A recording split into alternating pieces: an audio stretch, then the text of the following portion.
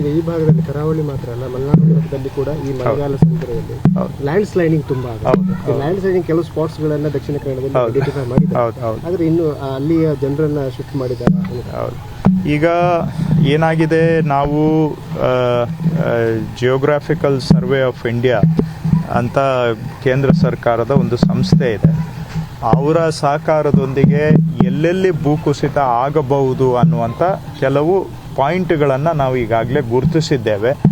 ಅದರಲ್ಲಿ ಆ ಪಾಯಿಂಟ್ಗಳಲ್ಲಿ ಯಾವ ತೀರಾ ತೊಂದರೆಗೆ ಒಳಗಾಗ್ಬೋದು ಅಂತ ಅದರಲ್ಲಿ ಕೂಡ ABC ಅನ್ನುವಂಥ ಕ್ಯಾಟಗರಿಗಳನ್ನು ಮಾಡಿ ತೀವ್ರ ಸ್ವರೂಪವಾಗಿ ತೊಂದರೆ ಆಗ್ಬೋದಾದಂಥ ಪಾಯಿಂಟ್ಗಳನ್ನು ನಾವು ಈಗಾಗಲೇ ಜಿಲ್ಲಾಡಳಿತಕ್ಕೆ ಒದಗಿಸಿಕೊಟ್ಟಿದ್ದೇವೆ. ಸೊ ಮಳೆಗಾಲದಲ್ಲಿ ಅಲ್ಲಿ ವಿಶೇಷವಾಗಿ ಗಮನ ಕೊಡಬೇಕು ಅಂತಕ್ಕಂಥದ್ದು ಒಂದು. ಎರಡನೇದು, ಇದಕ್ಕೆ ಸ್ವಲ್ಪ ಅನುದಾನವನ್ನು ಕೂಡ ನಾವು ಒದಗಿಸ್ಕೊಡ್ತಾ ಇದ್ದೇವೆ. ಅಂದರೆ ಎಲ್ಲ ಕಡೆ ಈ ಭೂಮಿ ಕುಸಿತಕ್ಕೆ ನಾವು ತಡೆಗೋಡೆ ಕಟ್ಟಲಿಕ್ಕೆ ಹೋದರೆ ಬಹುಶಃ ಮಲೆನಾಡು ಇರತಕ್ಕಂಥ ಪ್ರದೇಶದಲ್ಲಿ ನೀವು ಇಡೀ ಮಲೆನಾಡಲ್ಲಿ ಅರ್ಧ ಗೋಡೆಗಳೇ ಆಗೋಗ್ಬಿಡುತ್ತೆ. ಹಾಗಾಗಿ ಎಲ್ಲ ಕಡೆ ನಾವು ಕಟ್ಟಲಿಕ್ಕೆ ಆಗೋದಿಲ್ಲ. ತೀವ್ರವಾದಂಥ ಸಮಸ್ಯೆ ಇರೋ ಕಡೆ ಈ ತಡೆಗೋಡೆಗಳನ್ನು ಕಟ್ಟಲಿಕ್ಕೆ ಮಲೆನಾಡು ಭಾಗದಲ್ಲಿ ಒಂದು 80 ಕೋಟಿ ರೂಪಾಯಿನಷ್ಟು ಅನುದಾನವನ್ನು ಕೊಡಬೇಕು ಅನ್ನುವಂಥ ಒಂದು ಕಾರ್ಯಕ್ರಮವನ್ನು ನಮ್ಮ ಇಲಾಖೆಯಲ್ಲಿ ಹಾಕ್ಕೊಳ್ತಾ ಇದ್ದೇವೆ. ಈ ವರ್ಷ ಆ ಅನುದಾನವನ್ನು ಈ ಮಲೆನಾಡಿನ ಜಿಲ್ಲೆಗಳಿಗೆ ಒದಗಿಸಿಕೊಟ್ಟು ಅದರಲ್ಲಿ ತುಂಬ ಕ್ರಿಟಿಕಲ್ ಇರುವಂಥ ಕಡೆ ನಾಳೆ ಭೂಕುಸಿತ ತಡೆಗಟ್ಟುವಂಥ ಗೋಡೆ ಆಗಲಿ ಪರಿಹಾರ ಕ್ರಮಗಳನ್ನು ಕೈಗೊಳ್ಳೋದಕ್ಕೆ ಒಂದು 80 ಕೋಟಿ ರೂಪಾಯಿನಷ್ಟು ಅನುದಾನ ಕೊಡಬೇಕು ಅಂತ ನಾವು ತೀರ್ಮಾನ ಮಾಡಿದ್ದೇವೆ. ಅದು ರಸ್ತೆ ಬದಿಯಲ್ಲಿಯ ಭೂಕುಸಿತ ತಡೆಗಟ್ಟಲಿಕ್ಕೆ. ಆದರೆ ಈ ಮನೆಗಳು ಕಟ್ಕೊಂಡಿರೋದೇನು, ಈ ಬೆಟ್ಟವನ್ನು ಕಡಿದು ಮನೆ ಕಟ್ಟಿದ್ದಾರೆ, ಇದು ಬೇರೆದೇ ಸಮಸ್ಯೆ ಆಗುತ್ತೆ.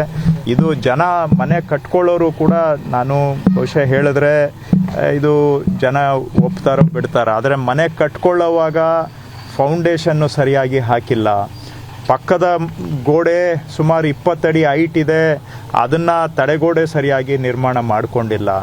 ಇದು ಏನಾಗುತ್ತೆ, ಬಹುತೇಕ 1000 ಪ್ರಕರಣದಲ್ಲಿ 999 ಪ್ರಕರಣ ಏನೂ ಆಗೋದಿಲ್ಲ. ಹಾಗಾಗಿ ಜನನೂ ಕೂಡ ರಕ್ಷಣಾ ಕ್ರಮಗಳನ್ನು ಮನೆ ಕಟ್ಟುವಾಗ ಅದರ ಕಡೆ ಗಮನ ಕೊಡ್ತಾ ಇಲ್ಲ.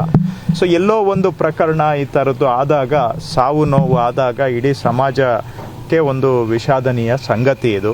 ಹಾಗಾಗಿ ಇದನ್ನು ಸ್ವಲ್ಪ ಇವತ್ತು ನಾವು ಚರ್ಚೆ ಮಾಡಬೇಕು. ಮನೆ ಕಟ್ಟುವಾಗ ಇದನ್ನು ಮಜಬೂತಾಗಿ ಕಟ್ಟುವಂಥ ರೀತಿಯಲ್ಲಿ ನಾವು ಇನ್ಸಿಸ್ಟ್ ಮಾಡಲಿಲ್ಲ ಅಂತೇಳಿದ್ರೆ ಇಂಥ ಘಟನೆಗಳು ಆಗಾಗ ಆಗ್ತವೆ. ಇದು ವೈಯಕ್ತಿಕ ಘಟನೆಗಳು. ಆದರೆ ತಾವು ಹೇಳಿದಾಗೆ ರಸ್ತೆ ಬದಿಯಲ್ಲಿ ಏನು ಭೂ ಕುಸಿತ ಆಗುವಂಥದ್ದು ತಡೆಗಟ್ಟಲಿಕ್ಕೆ ಈ ವರ್ಷ ನಾವು ಎಲ್ಲ ಜಿಲ್ಲೆಗಳಿಗೆ ಸ್ವಲ್ಪ ಅನುದಾನವನ್ನು ಕೂಡ ಒದಗಿಸಿಕೊಡ್ತೇವೆ.